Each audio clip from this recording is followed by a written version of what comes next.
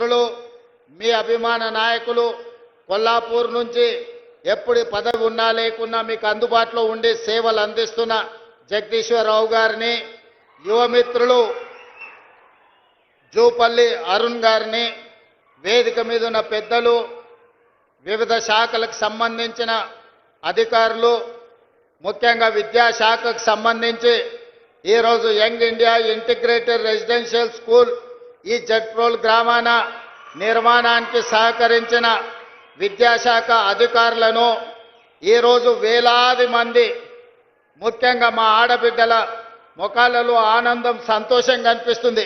అక్కడ ఆ పక్కనున్న మా అక్కలు, ఇక్కడున్న మా సోదరి మనులు ఆశీర్వదించడానికి వచ్చి అండగా నిలబడ్డందుకు మా ఆడబిడ్డలకు, కొల్లాపూర్ శాసనసభ నియోజకవర్గ కాంగ్రెస్ పార్టీ నాయకులకు, కార్యకర్తలందరికీ కూడా మనస్ఫూర్తిగా ధన్యవాదాలు, కృతజ్ఞతలు తెలియజేస్తున్న మిత్రులారా,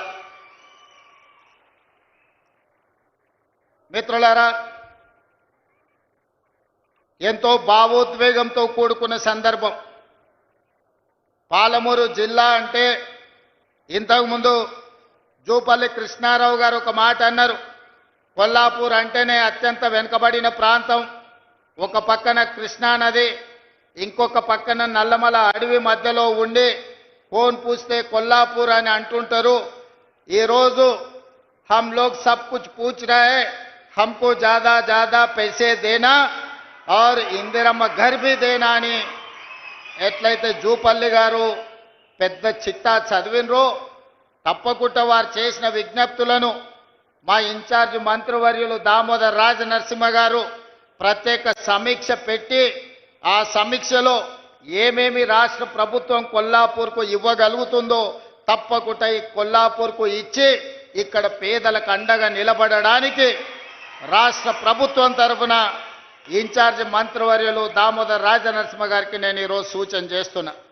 మిత్రులారా, ఈరోజు కొల్లాపూరే కాదు, పాలమూరు జిల్లా అంటేనే పక్క జిల్లాల వాళ్లకు, ముఖ్యంగా చంద్రశేఖరరావు గారి కుటుంబానికి ఒక చిన్న చూపు. ఎందుకంటే ఎక్కడ చూసినా ఈ దేశంలో నాగార్జున సాగర్ నుంచి బాక్రానంగల్ డ్యాం వరకు ఎక్కడ తట్ట పని, పార పని, మట్టి పని, ఎక్కడ కష్టం ఉంటుందో, ఎక్కడ రక్తాన్ని చెమటగా దారబోసి కష్టపడతారో అక్కడ కూలీలు ఎవరైనా ఉన్నారంటే ఈ దేశంలో మూల మూలన మన పాలమూరు జిల్లా వాళ్ళే.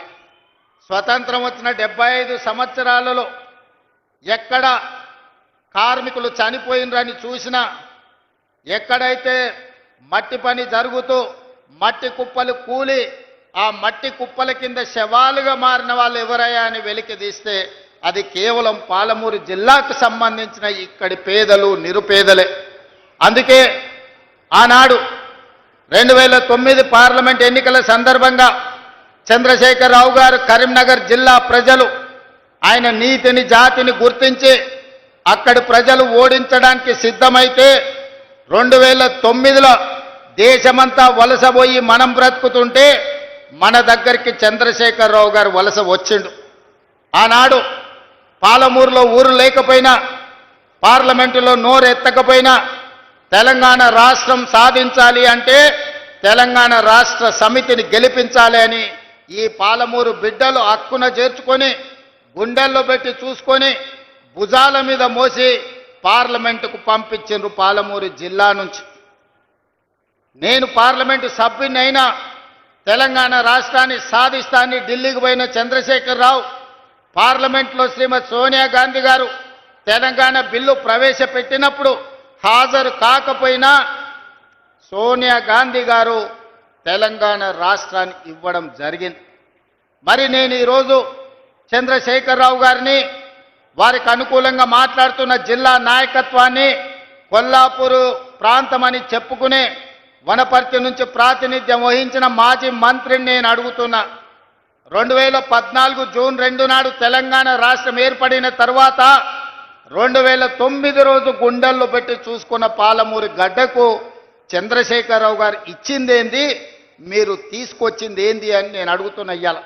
ఇవాళ ఇదే కొల్లాపూర్ ప్రాంతంలో ఇంతకుముందు పెద్దలు జూపల్లి గారు చెప్పినారు, కింద నుంచి చప్పట్లు కొడుతున్నారు, నేను వింటున్నా. జీవో నెంబర్ 98 ఆనాడు శ్రీశైల నిర్మాణంలో నిర్వాసితులుగా మారి ఈరోజు పాలమూరు, రంగారెడ్డి, నల్గొండ, ఖమ్మం జిల్లా వరకు సాగునీరు అందించడమే కాదు, జంట నగరాలకు తాగునీరును అందించి ఈరోజు సగం తెలంగాణ సమాజాన్ని, హైదరాబాదులో ఉన్న 1 కోటి జనాభాను ఈరోజు ఈ కృష్ణా నది మీద కట్టిన శ్రీశైలం, నాగార్జున సాగరే ఆదుకుంటున్నాయి. మరి ఆనాడు ముంపుకు గురైన ఈ 98 జీవో ఈ పేదలకు సంపూర్ణంగా సహకారాన్ని అందిస్తాని 2009-10లో కృష్ణానది మీద వరదలు వచ్చినప్పుడు నడిగడ్డ ప్రాంతంలో అలంపూరు, గద్వాలలో ఇండ్లు కోల్పోయిన వాళ్లకు బంజారా హిల్స్లో నా ఇళ్ళమ్మి ఇండ్లు కట్టిస్తా అని చంద్రశేఖరరావు గారు మాట ఇచ్చారు. మేము ఆయనను బంజారా హిల్స్లో ఇల్లు అమ్మమనలేదు, ఎర్రవల్లిలో ఫామ్ హౌస్ ఇవ్వమనలేదు. ఆయన కొడుకు జన్వాడలో 1000 కోట్ల రూపాయల విలువైన ఫామ్ హౌస్ను మా పాలమూరు బిడ్డలకు ఇవ్వమని అడగలే.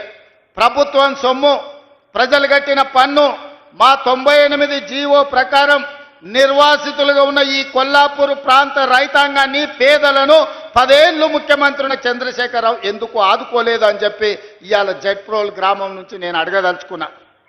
నిజంగానే ఈ పాలమూరు జిల్లాకు మేలు చేసి ఉంటే, ఈ కొల్లాపూర్ ప్రాంతాన్ని అభివృద్ధి చేసి ఉంటే, ఇవాళ నేను ఇక్కడికి వచ్చినప్పుడు 98 జీవో నిర్వాసితులు అన్నా దశాబ్దాలు దాడుతున్నాయి, మా కుటుంబాలు, పిల్లలు పెద్దోళ్ళైనరు, పెద్దోళ్ళు ముసలోళ్ళైనరు, ఈరోజు సమాధులకు పోయి శవాలుగా మారినరు.